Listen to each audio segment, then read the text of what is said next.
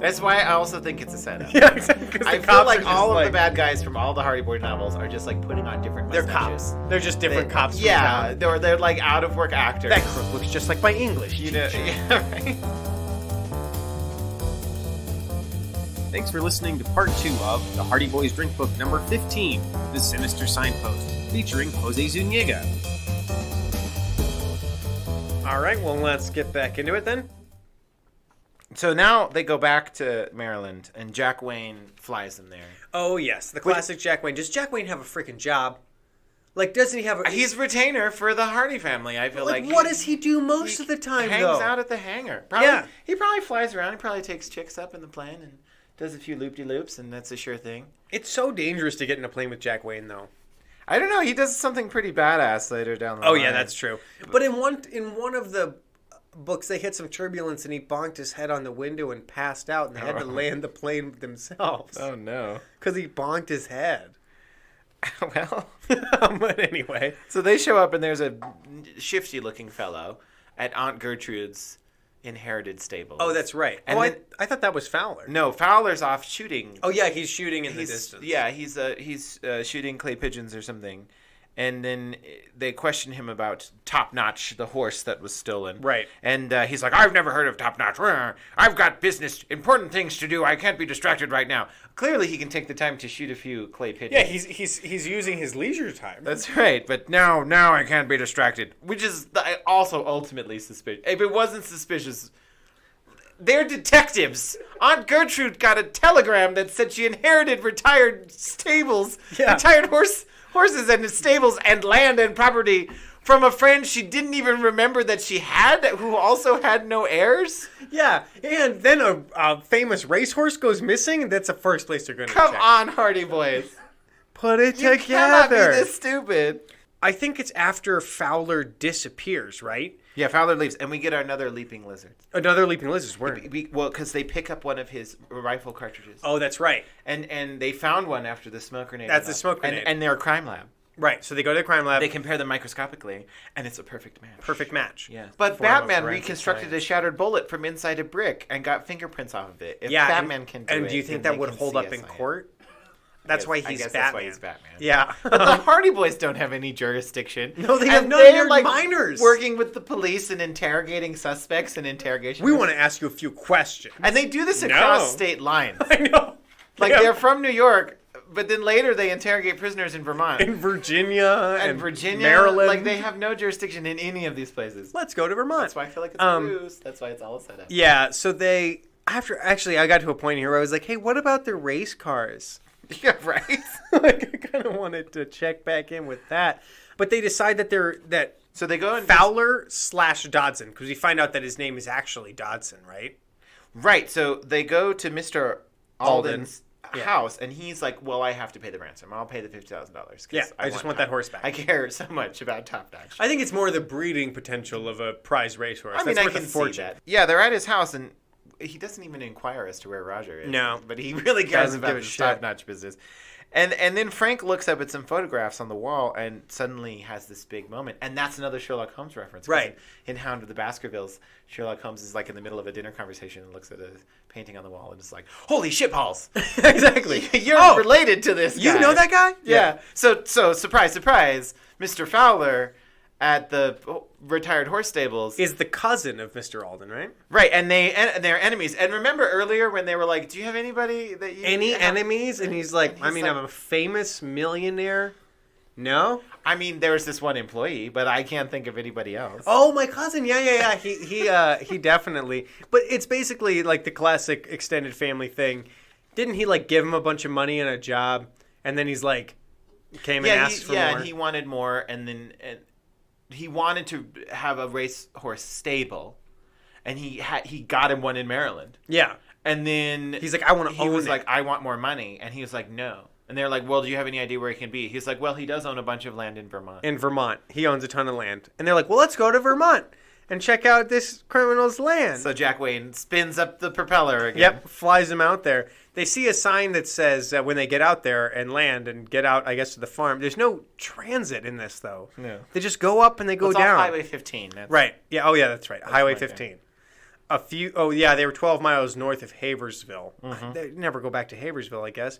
But they see a sign that says private property, no trespassing, and they're like, let's check it out. Yeah, this must be Dodson's land, right? They see a no trespassing sign and they're like, That sounds This like is it. only a criminal wouldn't want strangers trespassing on their land. They find a cabin, and I wrote criminals go to cabins. criminals do go to cabin. Because in the Hardy Boys, whenever there's a cabin, there's either criminals there or there's criminals that have just been there. They don't see anybody. They wait. They stake it out. They go in the cabin. They break into the cabin. There's not a lot of dust. And there's canned food. Suddenly the boys heard the voices of men in the distance. Someone's coming, Joe said excitedly. Sounds as if they're approaching from the woods behind the cabin. Let's get out of here, Frank said. The boys dashed through the door and across the clearing to the edge of the woods. They took cover in a clump of thick brush. A moment later, 3 men appeared around the corner of the cabin. That tall guy is the one I tailed from the restaurant in Clayton. Joe whispered. And we met the short one at the Southern Pine Stables when we were there to see Dodson. Frank hissed.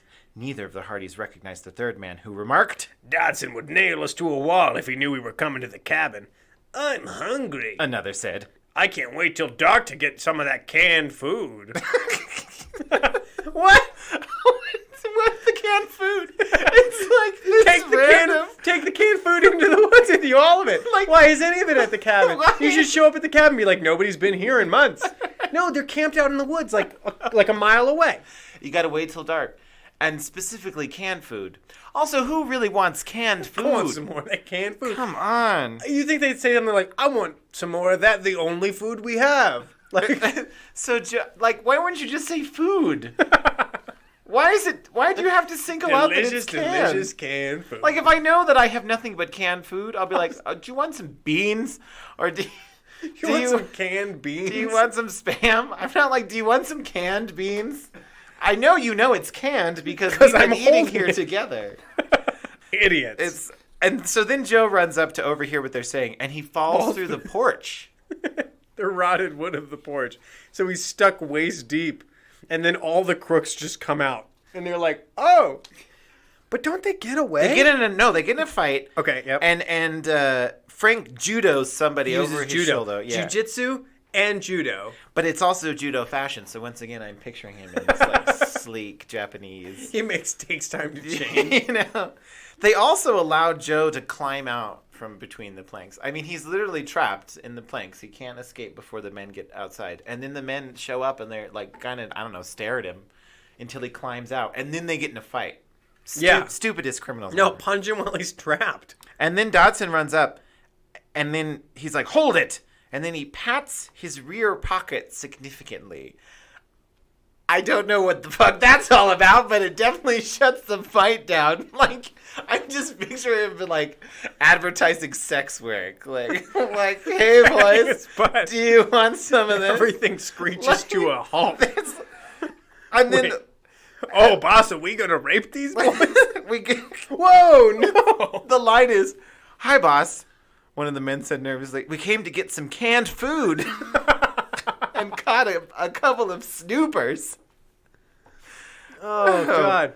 And then what? I mean, it's presumed that, I don't know, there's a gun in his back pocket or I something. guess that's what it's supposed to be. I don't know. They send some guy to pick up the ransom or deliver the ransom demand.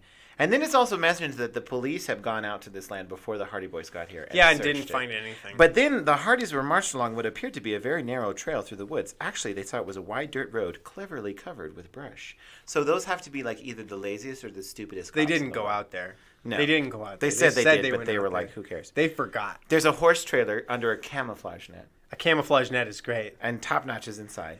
It's covering a horse van. No shit, Frank. So, mystery solved. The book is over. We can go home. Top notch is in there. These are the crooks. The hooves have been dyed chestnut. Yes, another Sherlock Holmes reference. Yep. There it is.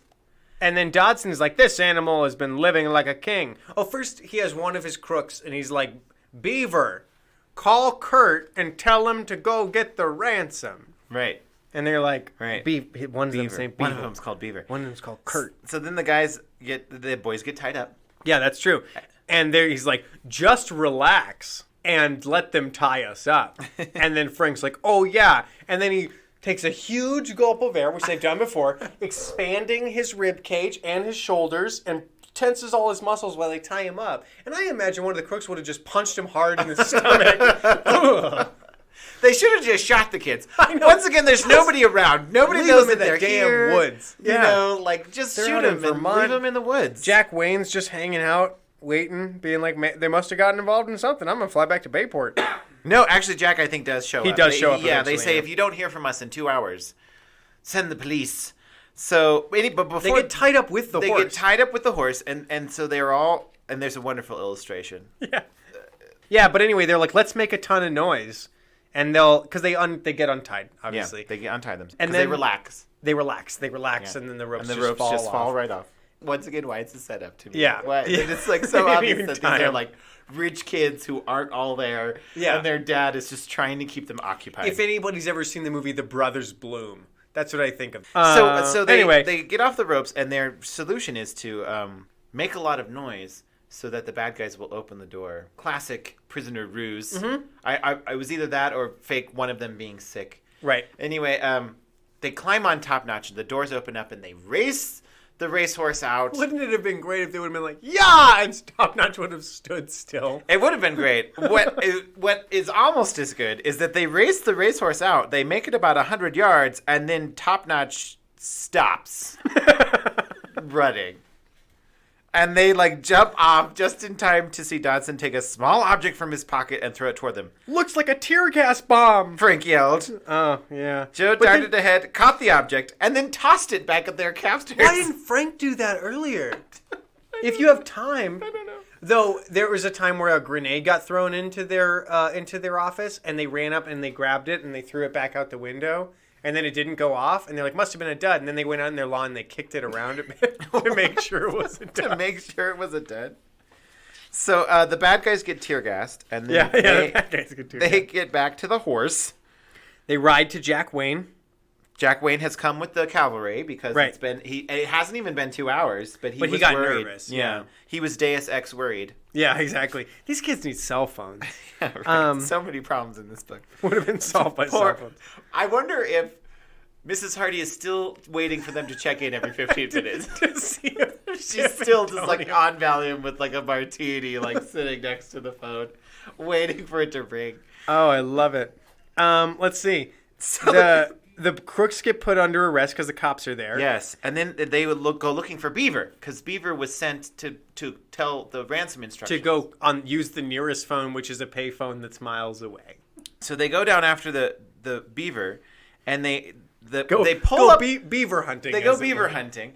They pull up in a patrol car, and Beaver's very first words upon seeing the Hardy Boys and a police officer in a patrol car are, "What's this? How did you kids escape?" Like self-incrimination, like stupidest. Not like, "What's going on here?" Or, "I've never seen these kids before in my Can life." I help you, officer? Can I help you, officer? No, it's, "How did you kids escape?" Save your breath.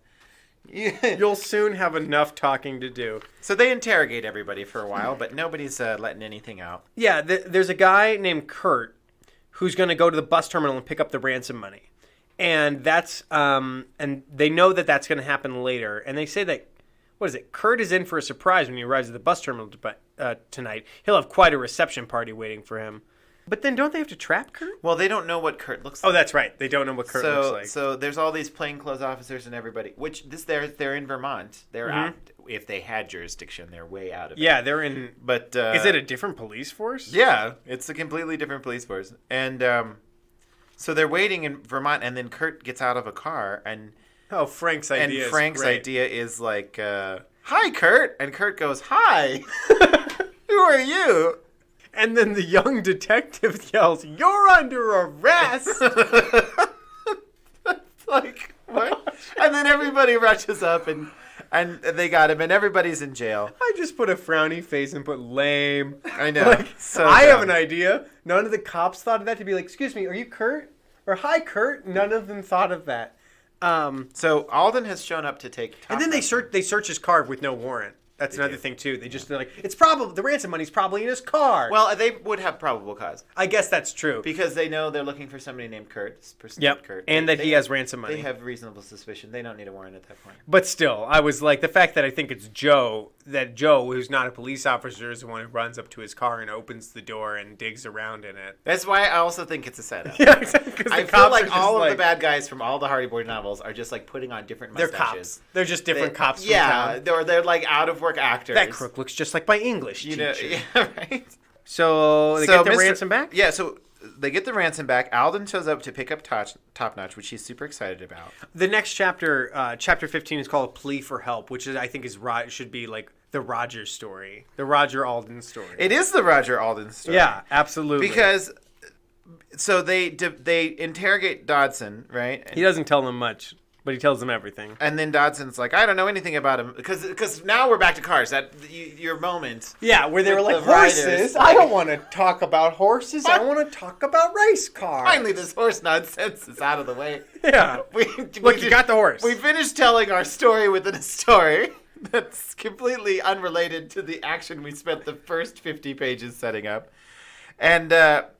So nobody knows anything about the motor. They fly back home. And then there's this random moment where Chet shows up on his rocket bicycle. Oh, yeah. And he's like, I got a rocket bike now. Yeah. I just wrote, Chet, you're so cool. He is so cool. He's so cool. And the thing is that it kind of works. Yeah, he blasts along. And then he ends up in a hedge because he doesn't know how to control it, right? Yeah, he can't stop. Like face down in a hedge. Also, again, Joe yells. They're like driving the car next to him while he's on the rocket bike, which is the most dangerous thing to do. That's how the Hardy Boys ran over Chet. But right. Joe yells at him, cut off the motor, and I'm like, Chet can't hear you. You idiot. Stop it. Stop having these conversations from vehicle to vehicle while you're both traveling at high speeds. Then Chet is like, he's just got a few scrapes, which does not seem realistic. I've watched enough Jackass in my life to know that he's got like bones sticking out of his... something broken.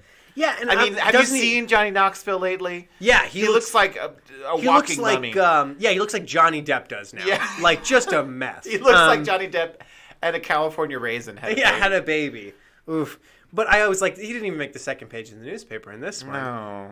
Well, no one was around to see it. That's true. Just the Hardy Boys, and they're sure not going to give them any credit. So that tangent is done. Chet and his rocket bicycle. But then, yeah, that's just over. And then Roger calls them. This is Roger, the caller announced. He seemed frightened. I've got to see you right away, but I don't want to come to your home. Meet me at the municipal parking lot in Bayport. The boys finished eating and then drove off to rendezvous with Alden's son. They found him seated in his car. At Roger's request, the boys climbed into the rear seat.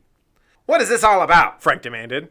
You must help me. The young man pleaded. Help you? Joe snapped. Why should we?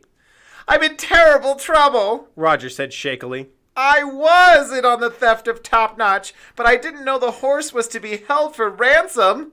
Why did you get involved? Frank asked. I wanted revenge for the way my father has been treating me. Makes perfect sense, Roger. Perfect sense. I totally understand. It's all going to be okay, and we're going to get you away from these bad men. But no, they just keep interrogating him. They don't let him off the hook at all. No. Basically, it turns out that Roger thought that they were going to like pretend to steal the horse just because his uncle or his dad's cousin like was pissed at him too, and he's like, "Yeah, we're both pissed at my dad. Let's make him think that his horse has been stolen." Yeah. But then they beat up that groom. Like the horse, the guy manning the stable, and they tied him up, and Roger was like, oh, crap, this shit's for real. Yeah, right? So, these guys are bad guys. And then as soon as if he their realizes bad disguises and clandestine meetings in restaurants were enough to convince me first. So he goes, he meets him in a restaurant, and and they made him meet him there, and they tell him not to talk, otherwise that he would see that Roger went to jail with them. And then he's like, apparently when Dodson, who is also Fowler, got kidnapped, when he got arrested, the only clue that he gave was, why don't you ask Mr. Alden's son about it? Yeah. And like threw Roger right under the experimental race car. Poor Roger. And under the experimental race car, that's right. But he's like, oh, as soon as you told me that he mentioned my name, I was like, oh, it's over. I'm in so much trouble. I better tell somebody before I get in trouble. And they're like, oh, wise decision. I'm like, this is not a bad kid. They literally have a moment at the end of the chapter 2 where it's like, Roger's completely changed. And then Frank says, he's scared. And it's a good thing. Maybe we'll teach him a lesson, bastard. You guys are jerks. All right, let's do another bingo check. Did you get your bingo? I do. I'm going to count this bike as a new vehicle. Okay. You're going to count that as a new vehicle? Which means that because... Oh, actually, and there were plane rides where nothing bad happened. Do you have that one? I don't think Usually, I do. anytime they get in a plane, something bad happens, so I decided to make it a square. But this, they have both bad things and nothing. Yeah. Did Mrs. Hardy leave the house yet? No. No. No. No actual injury. Oh, the boys did get tied up. Yeah, I got that one. No bingos for me. How are you doing? I'm doing one where I'm like 1 or 2 squares away. Yeah, if I get Mrs. Hardy leaves the house and a cult, which is not happening in this one. A shipwreck. I need a shipwreck. All right. Roger just begged Roger and confesses, pleaded for and then help. don't And they find told him out that, like, that it will teach him a lesson. It'll teach him a lesson, Yeah. and it serves Serves him him right right. for getting involved with crooks just to get his dad to talk to him. But now, major twist, Dodson has escaped from prison. He escaped from, like, they were moving him from one jail to another or Yeah, something? and we get our 5th leaping lizards. Leaping lizards. Our fifth and final, yeah. Yeah. Or there might be another. Might be the 4th one. I'm not sure. Okay, well, I put numbers by them. Yep, no, it's 5. 5th leaping lizards. Yep, that's exactly what caused Mr. Alden's race crash. So basically, they were in a patrol car, and they had Mr. Dodson in the back because they were moving him to a county jail, and the windshield suddenly went crazed, and it got ran off the road. Because again, the driver, like, I've never understood this. Why, if you lost vision, would you whip your arms back and forth real hard and drive into the ditch? Like, if you've ever grown up anywhere in the Midwest, you know that if you get a whiteout and you can't see the road, you take your foot off the accelerator. Right. And you just hold straight. Unless you know a turn's coming up. But the main thing is you take your foot off the accelerator and you just, like... Gradually slow down. Pull Pull over to the shoulder. Right, exactly. Maybe radio for help. Because you're a police officer in a police car. No, just whip your arms back and forth as hard as you can until you run into the, oh, God, I can't see. I feel like that's a movie trope, you know? Yeah. Even going back to, like, old classic Hollywood. Yeah. Like, something would happen vaguely to the car, and they'd be like, ah! You know, off the Boulevard of Broken Dreams, down to a fiery Ventura death. Boulevard. It's kind of like arrows in movies. Right. Where it's, like... instant death. Like, you take an arrow in the shoulder and where you're that dead. would take I'm like 6 hours. And you could probably survive if you got medical treatment depending right away. on where they got you. That's why we use guns and not bows and arrows anymore. Right, exactly. Hawkeye. Yeah. So they go home and they tell Aunt Gertrude that Mr. Fowler, the guy who's been running the stable that she inherited, was like a bad guy. And she's like, horse snappers, ransom money. It's all too horrible to imagine. And then they're like, but good news, the lawyer sold the land. And I'm like, wait, so Mr. Fowler's plan was to own land and a stable for retired horses and then fabricate documents so that the Hardy's aunt could inherit the land? Why? Don't connect them to the... And then really sell the land? What? Is there like a chart with photographs? Like classic bad guy chart with like weird... Like, did you write this down? I don't know. Like, I just feel like he approached the lawyer and gave him a bunch of winks about how he wanted him to handle this transaction. And then the lawyer thought he had, like, a facial tic and just literally did the things he told him. Like, Mr. Fowler... Okay. He lost everything. Okay, so Mr. Fowler... Okay. Dodson wanted money from his distant cousin to keep his failed stables running. It didn't happen. So then he decided to sell this. He threatened the Hardy Boys with his rifle grenade, and then he decided to give the stables to Aunt Gertrude. Yeah, not to Fenton, who would have been like, that's suspicious, but to Aunt Gertrude, who's like, just deal with it. And then give it to a lawyer who's taking it seriously. Yeah. And then he wanted to steal Top Notch and ransom Top Notch for $50,000 in order to buy back the stables he already owned?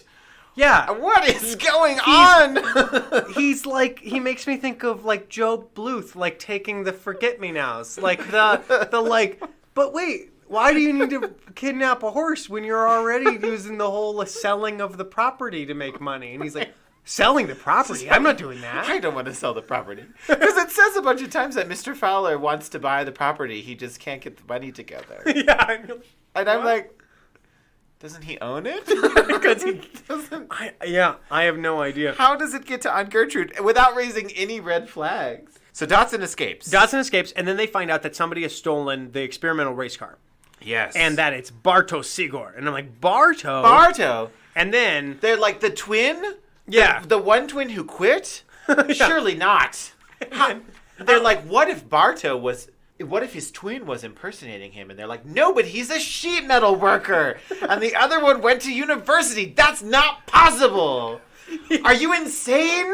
And I'm like, it's Vilno. But then they contact Jack Wade and they're like, let's get up in the air. And we can... Yeah, so they fly a plane to the plant. They climb on the plane. Somebody steals a turbine-powered race car. And they're like, we got to catch it before it gets away. Let's fly a plane here. We'll land it by the plant in this big empty field. And then we'll see if we can find it from the air. Yeah, so they go up in the air. And they're gonna, and they do. They do find it from the air. They're like, it's silver and has a iconic shape, and so they see it from the air. And then all of a sudden, the windows of the airplane go milky white.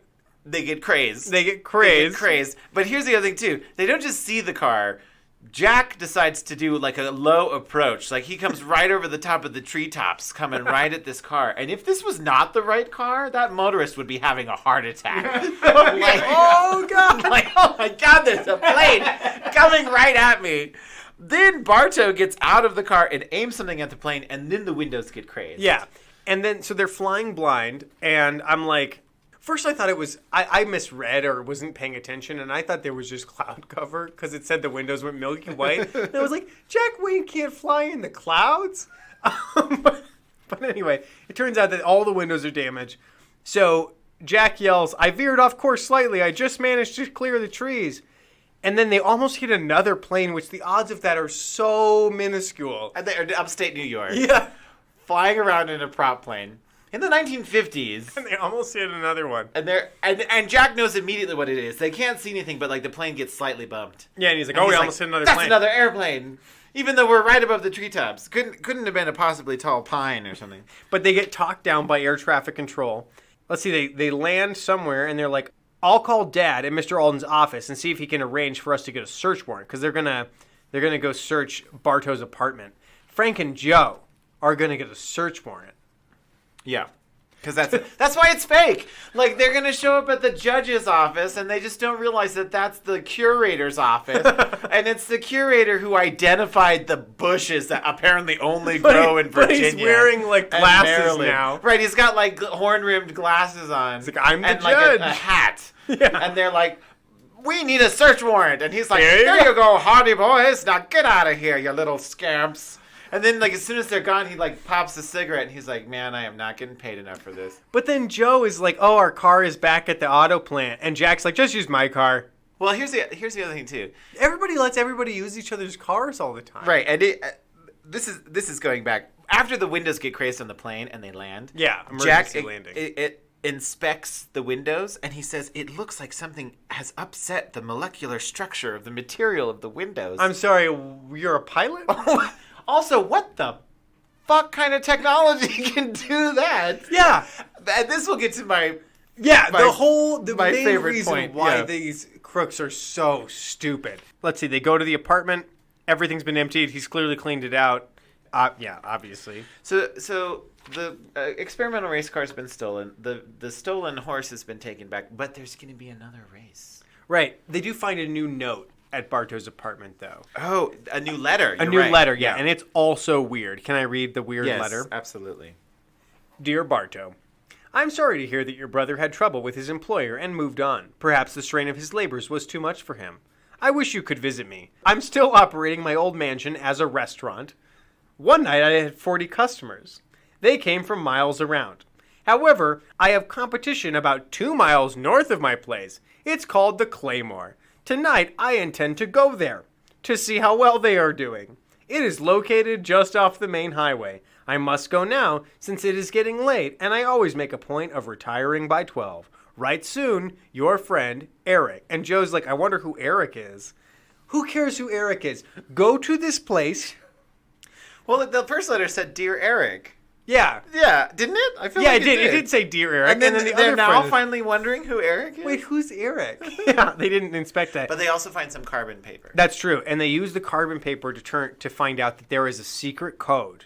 And that the carbon paper is like, it only shows some words and not other words and they can tell by using it as a cracking. Right. They crack it. Surprise. Yeah, they crack the code. The letters have a code in them. But they don't do that yet. There's a little thing that happens. So what happens before they that? go home and Aunt Gertrude is like, "Oh, thank goodness that place is sold." Oh. Yeah. Like I feel like she's like, "I hope the new owner is an expert in caring for horses." They're like, I thought you didn't like the horses. So apparently somebody did buy the stable. So Dodson's fucked himself really hard. And it's just so dumb. And then Chet shows up and he's got model rockets. Oh, yeah, that he's going to mount on his bicycle. Yeah, he's got model rocket engines that he's going to mount on his bicycle. And he's like, well, tomorrow I'm going to show you the grand test. And they're like, get out of here, Chet. He says, yeah, these are jet engines, and I didn't even have to build them myself like you could. The hobby shop sells these units for model planes and boats. What boats have jet engines on them? What model boats have jet engines on About them? 4 of them will produce enough thrust to propel my bike. And then they say, if you insist on going ahead with the project, just make sure there are plenty of hedges around for you to fall into. Like, it's so supportive. Yeah. Although I would strongly caution my friends if they definitely wanted to get on. And then they have Then there's a race. Yeah, they have a pie. And then there's a race, but they know the race is coming. So the car has been stolen, right? The horse has been returned. Yeah. All these loose threads are... Dodson screwed himself because he really sold his land after giving it to Aunt Gertrude without getting any money for it. And we know that Bartow and Vilno, surprise, surprise, have been working together the whole time. Yeah. Those sneaky foreigners. Sneaky twin brother foreigners happen to be working together. And there's going to be another race. And the windows might get crazed. That's right. Frank and Joe's plan is that they're going to drive their car around the route of the racetrack in the middle of the night with their lights off so that nobody sees them do it. And I'm like, that's so dangerous. It is Don't so do dangerous. that. Like, a normal person might run into you. They come up to a sharp turn, and then they hear voices, and they recognize them as Dodson and Bartow's voices. And Bartow! the man exclaims. There's a car parked beyond the bend. It wasn't there before. Maybe it's the police. Dodson sputtered. I don't think so. Bartow argued. They would have driven up and asked us what we were doing here. He turned to his pals. Spread out and start searching the area. There must be snoopers around. The men took out flashlights and began walking down the road toward the Hardys. What'll we do? Joe said. Our only chance is to make a break for it. Frank decided. Head for the car. There will be only one man to get past. Okay, what? The whole, look around, there must be snoopers. I'm like, what if there isn't snoopers and you guys are just, kicking around the grass with your flashlights? Also, you're a bunch of people out in a place where cops know suspicious activity is going on, sweeping flashlights across the field. The cops aren't here. The Hardy Boys are the ones checking out the racetrack. The cops, I don't know, are eating donuts somewhere. Yeah, they have no involvement in this. Once again, why it is a setup, right? The 'Cause real cops are probably like, oh, yeah. Oh, look out there. I think they caught him. Good for them. Nice work. But yeah, so then they run past this one guy. They knock him to the ground. They jump behind the steering wheel. They drive the car away. They do a U-turn. They do a slick trick where there's a little side road. Yeah. And they're being chased by another car. So they pull off to the side road and shut the lights out. And the car drives past them. That never would work. But it works for a little bit. It works for a little bit. So they're able to get out, but they have a flat tire. And you know what I realized? It's because they were driving on a donut this whole time. At the very beginning of the book, they lose a tire and they put on their spare. And then they have a flat because they're going off road. I'm like, they don't have a spare. That's right. So they. And then one of the crooks is like, I remembered that we passed a little road back there. I'm glad I remembered that. Because I assumed there's their car. So they climb a tree right next to the convertibles. And they're safe. They're safe. Yeah. They are not found by the criminals. Nobody but the criminals looks up. Do punch holes in their gas tank so they can't get out. So they have to walk 6 or 7 miles that way back to town. But then they get met by Alden and Fenton. And they were like, you must be tired. They saw them with the Sinister Signpost. Oh, yeah. Saying danger. These crooks had the Sinister danger signpost that is much thicker than a normal sign. when they went back, the signpost was gone. Just a little hole in the ground. Yeah. But then, twist of twists, and the thing you never thought would happen, Roger gets kidnapped, and Alden actually gives a shit. He actually cares that his son Alden has is been at the point kidnapped. of collapse. And then he's like, if Vilno and his gang want my motor that badly, I'll give it to them. That's all Roger wanted to hear. I know. That's all he wanted to hear Maybe is he's the mastermind. Maybe he was behind the He was behind the whole thing. He knew that something like this had to happen. something. Yeah. He was playing the long game. But I need to know that I am more important to my dad than his cars. So the Hardy Boys go back. They have no idea. They have no leads. They don't know where Roger is. They crack the code though. They do. They're like 2 pieces of carbon copy paper. That's suspicious. And I've never used a typewriter, so I don't know how many pieces of carbon copy paper would be suspicious. But apparently the Hardy Boys do. Yeah, when they read the uncoded message, it says Hardy, sons of detective, here. I'm sure they're investigating. And I was like, you didn't need a code for that. Oh, here's the deal. It gives you how certain words only show up on the paper. So yeah, Hardy's sons of detective here. I'm sure they're investigating. And then moved lab to old mansion 40 miles north of Clayton on Route 12. So not a very good code. No, because they cracked it. So they know that Aunt Gertrude and Mother won't be... They're going to go stake out the hideout. Yes. But then he's like, okay, but since Mother and Aunt Gertrude won't get home from the theater till late, I'll ask Chet to stand by the phone here. Yeah. He can tell Dad where we are if he should call. So Chet just has to hang out at the Hardy Boys' house by their phone. I know. They're so mean to Chet. Waiting for somebody to call. And then he's like, I'm taking my bike to a secret spot early tomorrow morning. It's ready for a supreme test. And I was like, and I bet Frank was going to be like, that's not the book we're doing, Chet. Yeah. We're not doing your rocket bike book. Stop trying to make the rocket bike happen, Chet. It's not going to happen. We got a mystery to solve. Sit by that phone. Sit by that phone. Wait for my dad to call. And when he asks, tell him we went to a vague mansion somewhere. God, you fat piece of shit. Bye, Chet. See ya. See ya. Glad you could be a part of the mystery. So they go up to this mansion, which definitely needs to be added to... Mansions need to be added to bingo. Mansions, yeah. Let's see. They look inside. They see a physics or electronics laboratory inside. Yes. They know what that looks like. Yes, and they see Vilno, Bartow, and Dodgson. Yeah, all the bad guys are there. But then somebody sneaks up on them. Oh, yeah. And Frank punches him. Right. But somebody else is there, and then the boys can't move. The boys are frozen. Yeah. Some powerful invisible force is holding them. Which is like, I'm like, wait, this is something outside the realm of the Hardy Boys universe. No, it's not. Force fields There's and things an explanation. Like that. Right. There's an explanation. They're caught in a sonic trap. That's right. You'll get caught in that sonic trap yourself, Tadlow. I don't know who Tadlow is. He must be the guard. Okay. And then they're like, how do you like our little sonic trap? So how do you like our little sonic trap, Mr. Powers? Bartow sneered. And he says, it's another of Vilno's inventions, a device which encloses objects within a solid shell of hypersonic vibrations. Your father had the honor of experiencing its effects. They have a goddamn tractor beam? So, yeah, here's the thing. This is the ultimate reason that the criminals in this story are stupid. It's not the fake mustaches and the turned-up collars. It's not the, like, startling confessions in front of police. It's not the confusing kidnapping of horses and children. And selling... No. It is that this guy has a sonic trap that is capable of immobilizing human beings. Yeah. And it's explained by him that the signpost marked danger has a sonic weapon in it that is capable of disrupting the molecular structure of glass. And he somehow is unemployed, poor, and doesn't have contracts like with DARPA. Like, if the government is interested in Alden's motor because it goes real fast, why are they not talking to this guy who literally...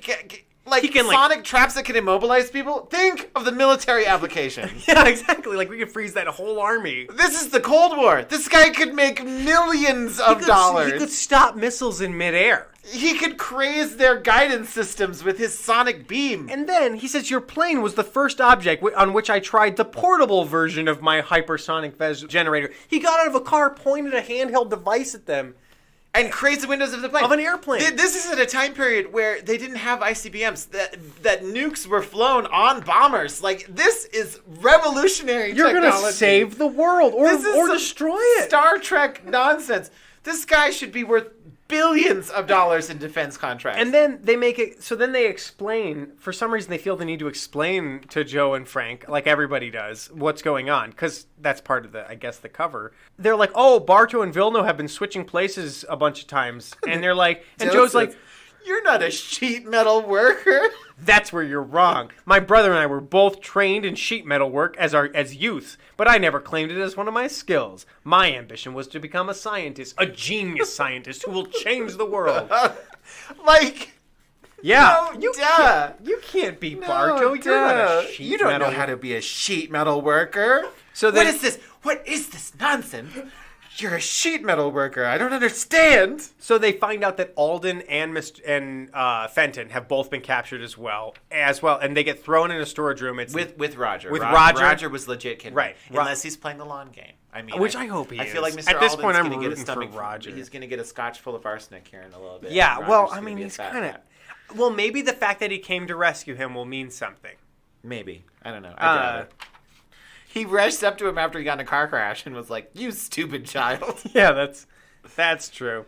So after they explain everything, then Villeneuve says, "We've told them enough. Put them in the storage room with the others." And then they find an air vent. Well, Fenton explains that like he got caught in the sonic trap as well, Yeah. which I'm like, well, that makes sense. No one knew that thing existed until the moment it was introduced. So Joe says one of the most. So they find a vent. Right. And Joe proceeds to say one of the most sexual lines. I know. I caught that as well. I've managed to squeeze through some pretty small spaces before. And I said, Joe, now is not the time to talk about Iola Morton. Oh!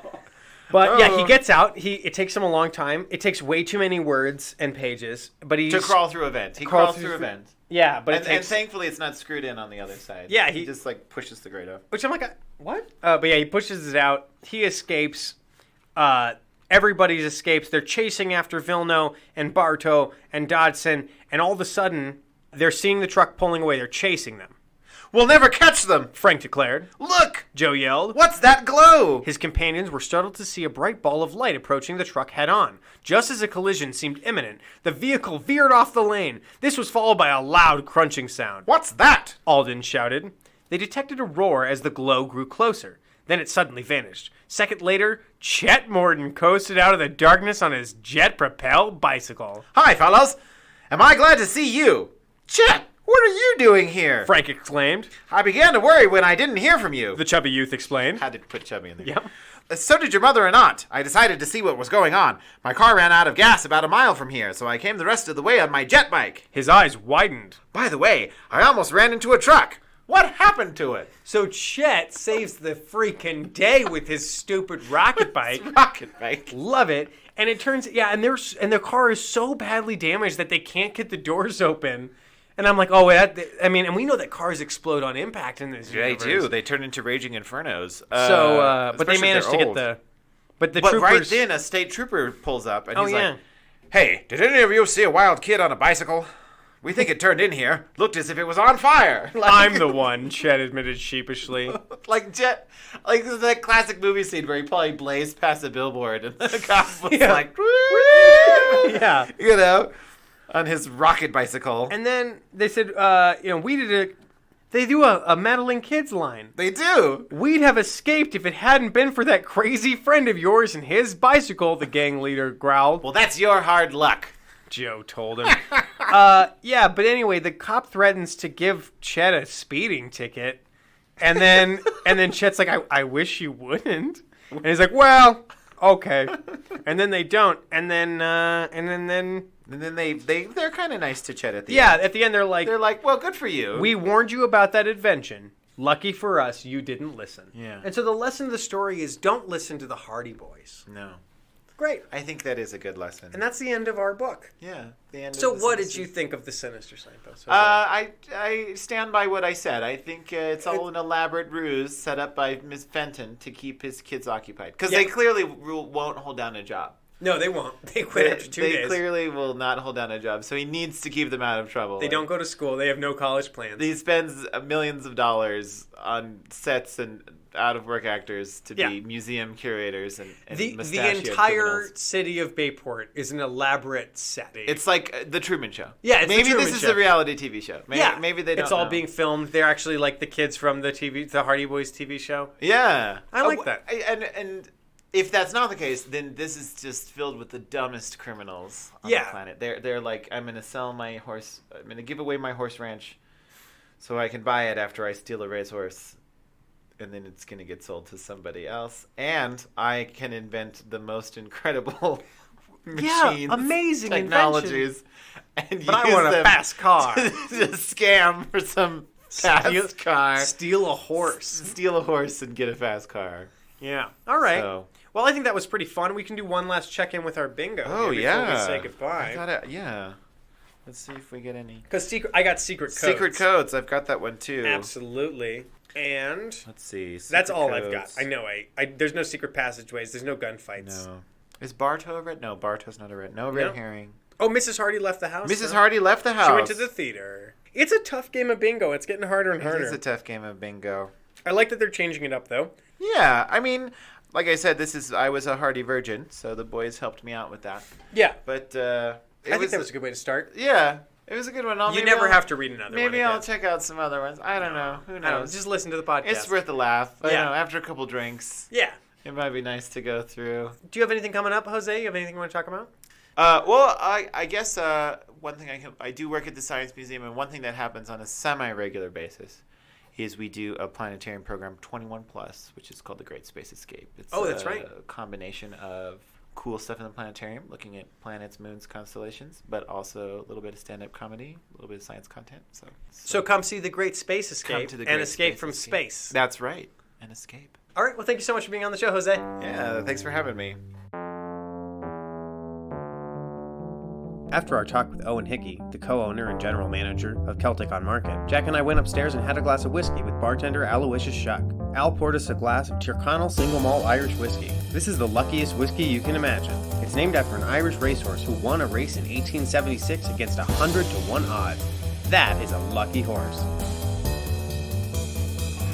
These descriptions of these things are just kind of ridiculous sometimes. Oh yeah. Okay. So let's look at this. Nose, sweet and crisp with orchard fruits, and a malty character. Yeah, oak dryness and an oily note. An oily note doesn't sound No. good, but they say make it Full- sound like a good thing. Volume on hot buttered granary toast with honey. Okay. I bet I'm going to taste whiskey. That is very good. I'm not getting buttery toast. I'm also not getting buttery toast. I think that those particular taste notes, but it is incredibly smooth. Yeah, I'm not getting an oily note. God, but it tastes very, very good. Yeah, it's great. I can see why this is named after like the luckiest horse in history. You know, you can definitely taste the peat. So, Al, how long have you been bartending here? I've been here for about a year and 3 or 4 months. So, do you do a lot of betting on horse racing? Being an employee here.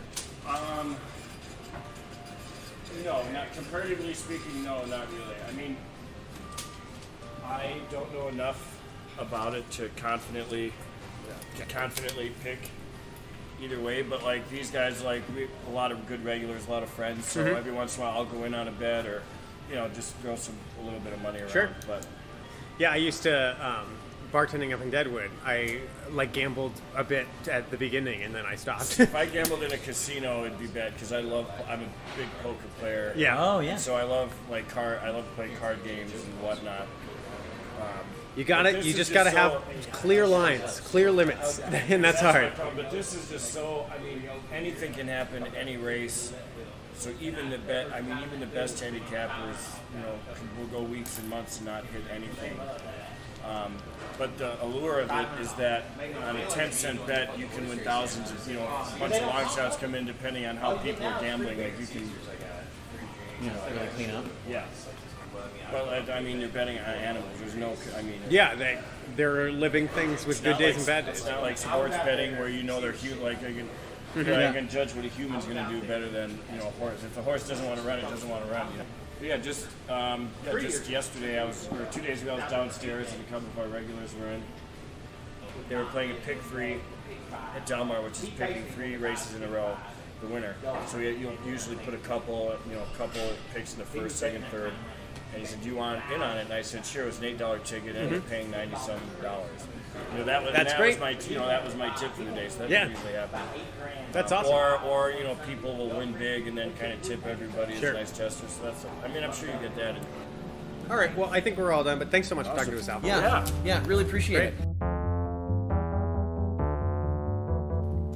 The Hardy Boys Drink Book podcast is produced by Jack and Charles Webster. It is a part of their network. Our music is by Danny Overdee at Round 2 Productions, and our graphic design is by Tristan Hall. You can find us on Twitter and on Facebook, and follow us on Instagram. Special thanks to Jose Zuniga and the guys at Celtic on Market. Don't forget to join us next time for a very special episode, the Nancy Drew Drink Book Podcast number 3, The Bungalow Mystery, with Casey Dalla Valle.